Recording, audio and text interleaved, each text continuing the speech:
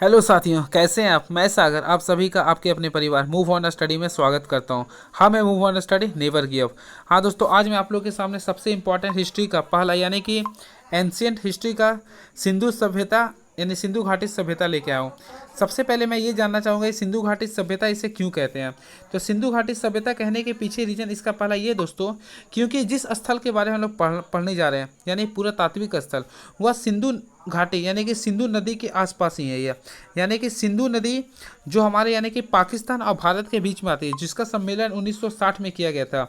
और आप लोग उसको जानते होंगे, एक ट्रिक सी जे आई के यानी कि चिनाब नदी, झेलम नदी, इंडस नदी और बाकी व्यास नदी थे और ये विपासन नदी थे, वो आपका भारत का पार्ट था। तो यानी कि इसमें ये कहना इसका कंसेप्ट था ये दोस्तों, सिंधु घाटी सभ्यता के अंतर्गत ये देखा गया है सिंधु घाटी सभ्यता में वो सारी नदियाँ आते हैं जो आपका उत्तर भाग में आता है, यानी कि पाकिस्तान और भारत के जो ऊपरी पार्ट्स में आते हैं वो इस पार्ट्स में आया गया। तो इसलिए इसे हम लोग सिंधु घाटी सभ्यता कहते हैं। ठीक है, और ऐसे ये भी आप लोग याद रखें, पाकिस्तान की सबसे बड़ी नदी सिंधु नदी ही है। ठीक है, और सिंधु नदी के लिए भारत और पाकिस्तान के बीच सम्मेलन हुआ था, यानी बैठक जो हुआ था ना, समझौता 1960 में हुआ था। ठीक है, तो आते हैं सिंधु घाटी सभ्यता के बारे में। देखिए क्या बोल रहा है, सिंधु सभ्यता को हड़प्पा सभ्यता के नाम से भी जाना जाता है, क्योंकि हड़प्पा सिंधु सभ्यता का पहला खोजा गया स्थल था। यानी दोस्तों सिंधु घाटी सभ्यता को हड़प्पा सभ्यता कहते हैं। क्या कहते हैं दोस्तों? हड़प्पा सभ्यता। तो अगर ये क्वेश्चन आता है हड़प्पा सभ्यता क्यों कहते हैं, क्योंकि सबसे पहले वहाँ पे हड़प्पा नगर को ही खोजा गया था। हड़प्पा नगर को पहले खोजे जाने के कारण इसका नाम हड़प्पा सभ्यता रखा गया। इसके साथ साथ इसे हम लोग बोलते हैं कांस्य युगीन सभ्यता। कांस्य युगीन सभ्यता, तो कांस्य युगीन सभ्यता कहने का तात्पर्य है दोस्तों, क्योंकि यहाँ पे कांसा बहुत ज़्यादा मात्रा में पाया गया। ठीक है, चलिए अब देखिए यहाँ पे क्या लिख रहा है। जॉन मार्शल सिंधु सभ्यता शब्द का प्रयोग सबसे पहले किया था। यानी कि जॉन मार्शल था ना, उन्होंने, देखिए ध्यान दीजिएगा, जॉन मार्शल सिंधु सभ्यता शब्द का प्रयोग करने वाले पहले विद्वान थे। ये काफ़ी इंपॉर्टेंट हो सकती है क्वेश्चन किसी भी कम्पिटिटिव एग्जाम के लिए।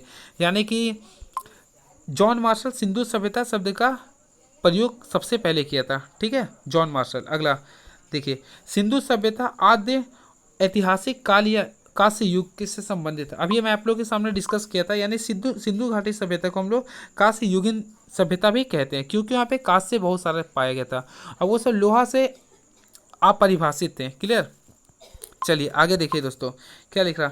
सिंधु सभ्यता का प्रमाणिक अवधि, यानी इसमें देखिए इसका प्रमाणिक अवधि जो है, यानी कि आप लोग को यहाँ पे ये ध्यान दीजिएगा क्या लिख रहा है, 250 ईसा पूर्व से 750 ईसा पूर्व तक। अब इसमें देखिए माना गया जो कि कार्बन 14 यानी कि C14 के आधार पर ये माना गया। क्लियर है दोस्तों? चलिए, यानी ये आप लोग ये हमेशा याद रखिएगा, 250 ईसा पूर्व से 750 ईसा पूर्व, वो भी रेडियो कार्बन डेटिंग के आधार पर, जिसे हम लोग C14 कहते हैं।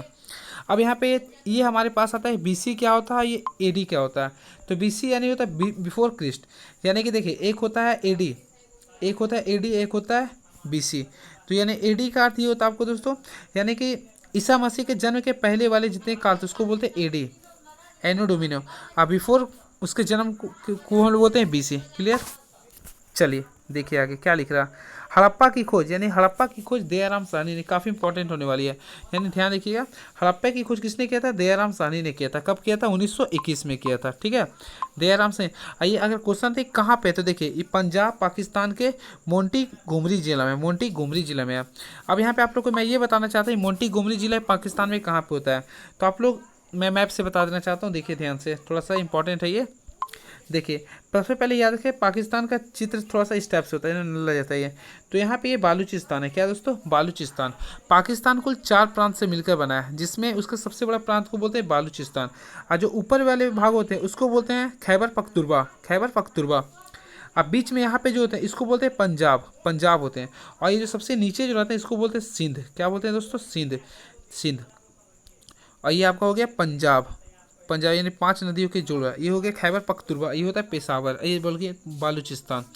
तो हड़प्पा सभ्यता जो है ना, यानी हड़प्पा जो है आपका वो यानी कि सबसे ऊपर पार्ट्स में स्थित है। यहाँ पे हड़प्पा स्थित है। ठीक है, यानी कि पंजाब पे स्थित है, क्योंकि पंजाब यहाँ पे ना, तो ये आप लोग बता सकते हैं। क्लियर हो गया।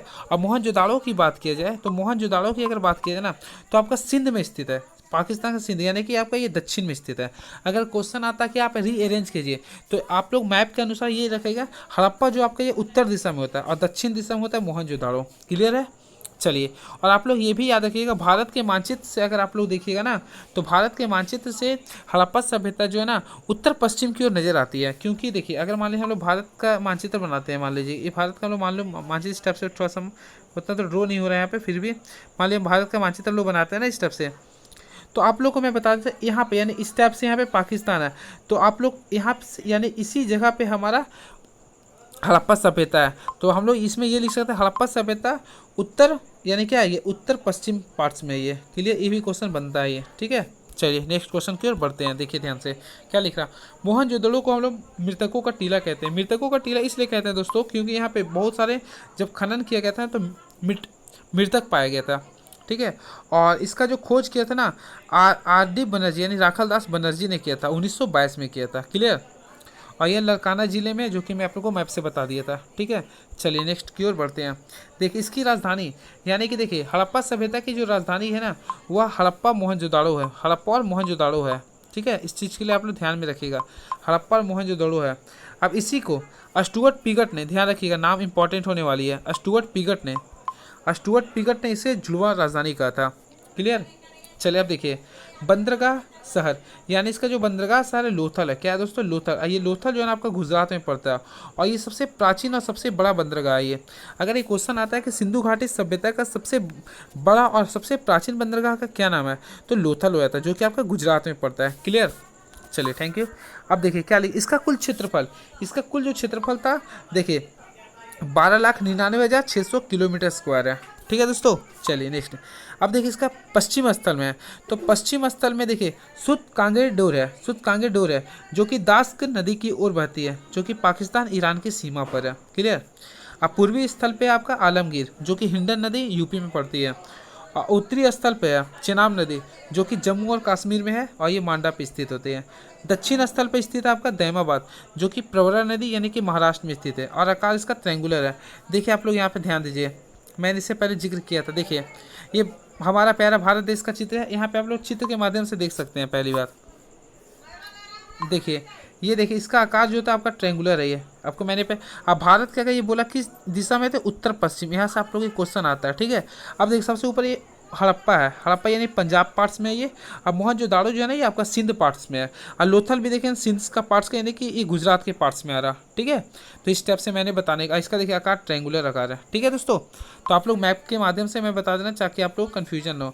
मैं इसका क्षेत्रफल के बारे में बताना चाहता हूँ इसमें पेज में, तो देखिए हमें इसके बारे में जो बता देना, तो देखिए यहाँ पे ध्यान से, यानी देखिए ये हम लोग डायरेक्शन पढ़े हैं NEWS न्यूज़ का फुल फॉर्म के आधार पर मैं बता देना चाहता हूँ। देखिएगा दोस्तों, सबसे पहले यहाँ देखिए अगर क्वेश्चन आता है इसके उत्तर में कौन सा है, तो उत्तर में, दक्षिण में, और पूरब में, पश्चिम में। तो पश्चिम पूरब में सबसे पहले याद रखिएगा आलमगीर है, आलमगीर जो कि आपका किस नदी पे है, प्रवरा नदी पे, और ये कहाँ पे, यूपी में, क्लियर। उत्तर में जो है, उत्तर में होता है मांडा, क्या होता है दोस्तों, मांडा, जो कि जम्मू कश्मीर में, ये चिनाब नदी के किनारे स्थित है। और दक्षिण में आपका दैमाबाद, कौन सा है दोस्तों, दैमाबाद, ऐसे PDF में सब प्रोवाइड किया गया हुआ दैमाबाद है, ठीक है।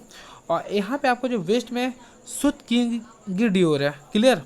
चलिए, तो मैंने इस चारों चीज़ के बारे में जिक्र कर दिया, देखिए इसमें लिखा हुआ भी है, ठीक है। और इसका शेप भी आता है, तो त्रिभुजाकार है, देखिए दैमाबाद से मैंने जिक्र कर दिया। अब देखिए यहाँ के सामाजिक विशेषताएं के बारे में डिस्कस करना चाह रहा हूँ। देखिए भारत में पहले नागरिक यानी कि हड़प्पा सभ्यता की सबसे प्राचीन विशेषता इसकी नगरीकरण है, यानी कि देखिए इसका जो पहचान होता है नगरीकरण से होता है, किससे होता है, नगरीकरण से, क्लियर। नगर नियोजन व्यवस्था था, ग्रिड प्रणाली और सर्वोत्तम जल निकासी व्यवस्था था, यानी कि इसका जल निकासी सर्वोत्तम व्यवस्था था। समाज में समानता था, और जो इसकी सिंधु सभ्यता जो था ना मात्र सत्तात्मक थी, क्योंकि परिवार का प्रमुख जो होती थी वो महिलाएं होती थी, क्लियर हो गया। ये इंपॉर्टेंट क्वेश्चन है, यानी सिंधु घाटी के जो समाज जो था ना मात्र सत्तात्मक है।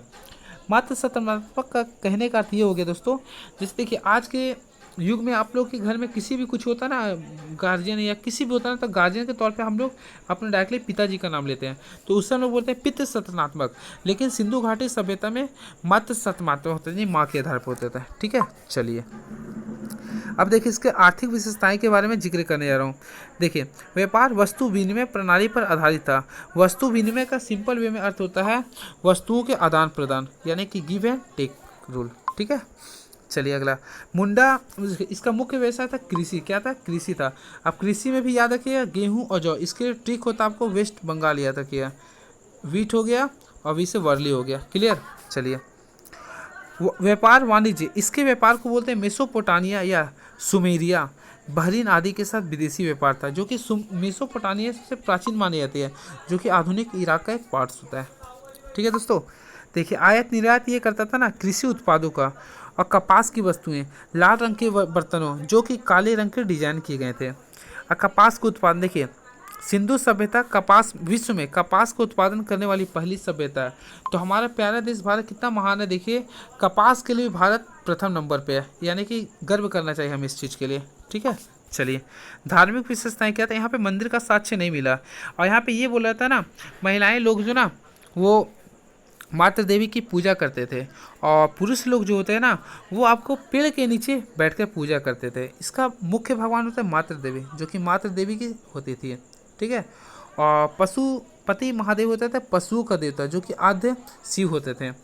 और प्रकृति की पूजा थे, मैंने इससे पहले बता दिया था। ठीक है। पशु की पूजा, एक श्रृंगी गेंडा बैल, कुबड़ा वाला बैल होता था। ठीक है दोस्तों। वृक्ष की जो पूजा होता था पीपल का, तो पीपल का इसलिए पूजा किया जाता था क्योंकि पीपल और नीम एक ऐसा पेड़ है जो 24 का 24 घंटा आपको हमें ऑक्सीजन प्रोवाइड करता है और अग्नि की पूजा करता है, जैसे हम लोग हवन भी कहते हैं। और ये कालीबंगा में पाए जाते थे, यानी कि बैंगल्स ऑफ प्लेस। ठीक है, जो राजस्थान में पड़ता है। और इसकी सांस्कृतिक विशेषताएं ये थी, पहला मिट्टी के बर्तन, दूसरा था मोतियों का इस्तेमाल गहनों में होता था, तीसरा होता था मूर्तियाँ। तो ये सारी चीज़ था। अब देखिए मैं जिक्र करने जा रहा हूँ सिंधु सभ्यता के पुरातात्विक प्रमाण, यानी पुरातात्विक यानी कि पहले वाले। ठीक है दोस्तों, यानी आर्कोलॉजिकल एविडेंस। तो सबसे पहले यहाँ पे देखिए हड़प्पा, तो हड़प्पा में सिमेट्री पाया गया। तो सिमेट्री जो है ना वो H&R, हम लोग हिमेश रेशमिया से करके याद किए थे, H&R 37 इसके कब्रिस्तान का नाम था। ठीक है। और याद रखें किले के बाहर 6 धन्यागार थे, धन्यागार था। ठीक है दोस्तों। और कॉपर निर्मित दर्पण वैनिटी बॉक्स पाया गया था ये हड़प्पा में। मोहनजोदड़ो की बात किया जाए तो सिंधु सभ्यता का सबसे बड़ा स्थल मोहनजोदड़ो को बोलते हैं। ट्रिक में आप लोग याद कर सकते हैं, मोहनजोदड़ो देखिए सबसे लंबा टर्म लग रहा है इसमें लिखा में, तो आप लोग ऐसे भी याद कर सकते हैं। एक नृत्य करती लड़की का प्रतिमा दिखाया गया, जो कि कांस्य से निर्मित है ये। अविशाल स्नानागार है, यानी कि सबसे बड़ा स्नानागार जहाँ पे स्नान करते थे वो मोहनजोदड़ो कहीं है। ठीक है दोस्तों, देखिए यहाँ पे चित्र से शो कर रहे हैं आप लोग के सामने, देखिए है ना ये जो डांस कर रही है महिला। ठीक है दोस्तों। चलिए, है ना, अब आगे की ओर इसमें बढ़ते हैं। मोहनजोदड़ो हो गया। अब देखिए इसका, देखिए ये है स्नानागार।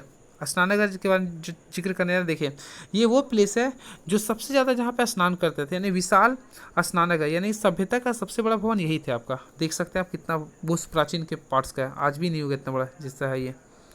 और इसकी लंबाई चौड़ाई का अनुपात ये PCS क्वेश्चन में है ये आपका।